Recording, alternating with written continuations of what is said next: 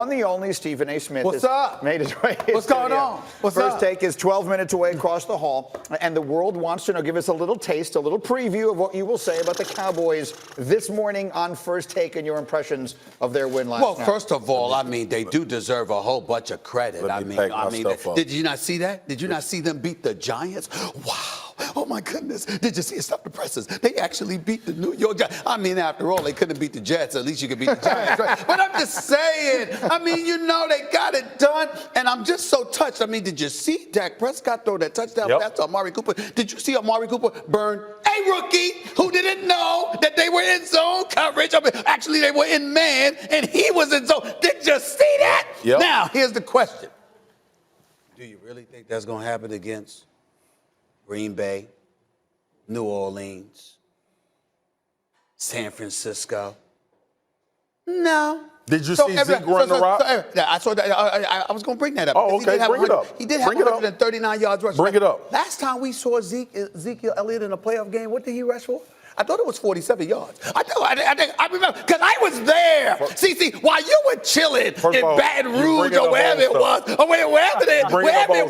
and by the way, LSU is losing this weekend, by the way, but that's a different subject going on top. The point that I'm trying to make to you is that, listen, when you see Ezekiel Elliott, I was there in L.A., Marcus. You get back here, big boy. Get back here, big boy. Don't run. The fact of the matter is they're running the football. We know that's their formula for success, but that doesn't mean that's what they're going to do once the season. And oh, by the way, Greeny, by the way, one other thing. You ain't going to do anything, man. Get me away from it. You ain't scared of y'all. I'm scared of y'all. Here's the deal. Get me away from it. Last point. You see that little black cat running around? Yes, we did. We all know how I say the black cat running around that franchise. Say it with me. Accident waiting to happen. Didn't happen last night.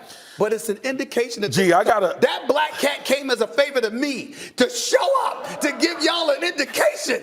Guess what's coming by around Christmas time? The holidays. It's right there. It's in the vicinity. And it showed up for me last night. I got a picture of my grandmother on my phone who I lost a couple months ago. But I'm going to tell you this. My grandmother right now is saying what she told me when I was little. If somebody hit you, hit them back.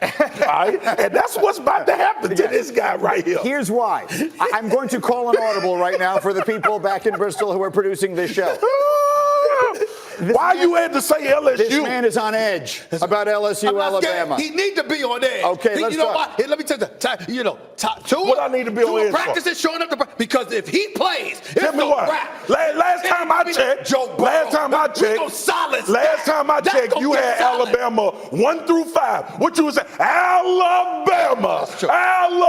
What happened? They got drubbed. And then there was guess what he had to do this year? Tell me. He had to go down to Clemson and face Dabo. That's what he had to do. And then he had to clear things up. I have an explanation.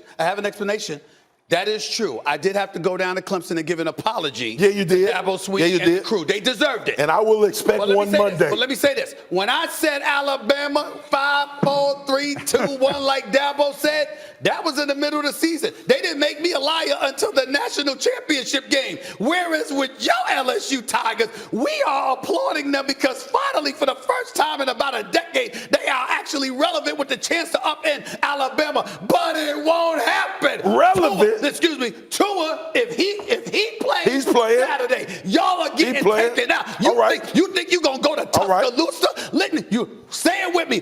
Roll Tide. Those words will never come out of my mouth. Y'all in Go Tigers. Forever at LSU. Hey, let me tell you what this is. This right here, when people get emotional like this, they know what's coming. They know what's coming. You ain't emotional? I got a personal attachment. Exactly. I'm supposed to be emotional. Excuse me. I got a personal attachment.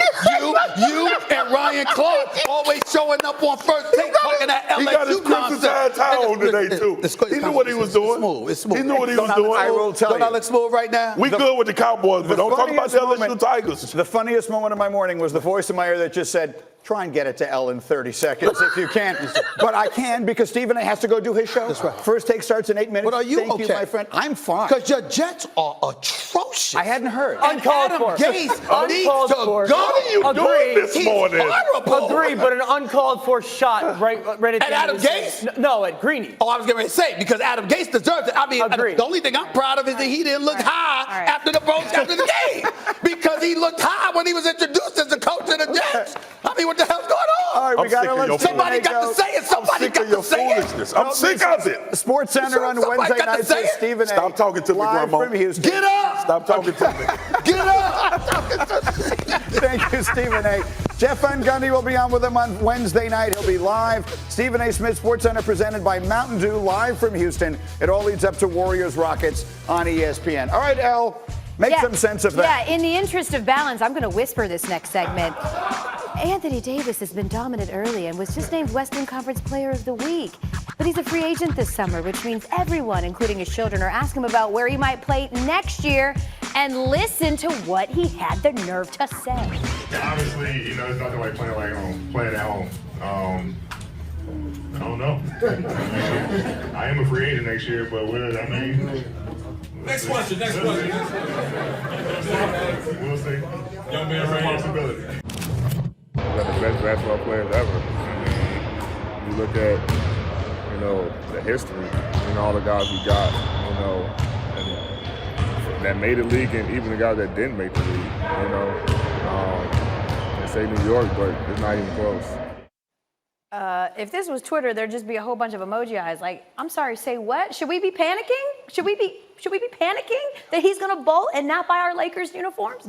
Well, you don't want him to crush the dreams of a small child in that place, right? So in that moment, he's just like, hey, look, anything's possible. What is he supposed to look at a 10-year-old? Like, no, God, I'm not coming here.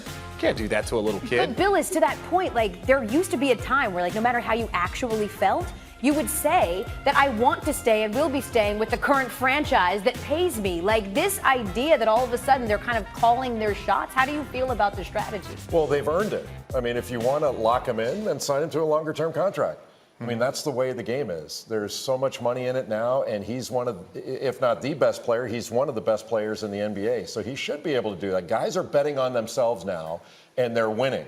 Yeah. And they've earned it. It's all been collectively bargained. I have no problem with any of this stuff. No, and look, Anthony Davis has 12 more years of basketball. One thing that I like now is that players can be like, you know what, yeah, I like, LA for about 4 or 5 more years, and I'm going to move on to another place in 4 or 5 more years. So, yes, maybe not in this free agency, Chicago wasn't the move, but the thing with great players now, they can bounce around a couple of times and be like, hey, you know what, I want to go play in New York for 4 years and see what that's like, because there's so much free agency moving. He's got so much more to play. And people are more interested in it now. Sure. They're talking about free agency all the time. The summer now has become a huge thing in the NBA, where before it was completely silent. So there's a marketing part of this that's really brilliant. There's no offseason for the NBA. And to that point, everyone criticized Kyrie Irving so much for saying last year, I want to be in Boston. Boston is the place. And then when he decided to bounce, said you lied to everyone. So a guy like Anthony Davis leaving the door open? And they should be worried about the Jets. What's wrong with the Jets? You want to scream at him some Isn't that more? what we talk about at the show? Adam Gase, Henri! Jets and the Knicks, no one cares. Someone cares. First Take is next. Stephen A. and Max are going to give you their take on the Black Cat and its impact on the Cowboys. You got a little sneak peek just now, so that's coming up in just a few minutes.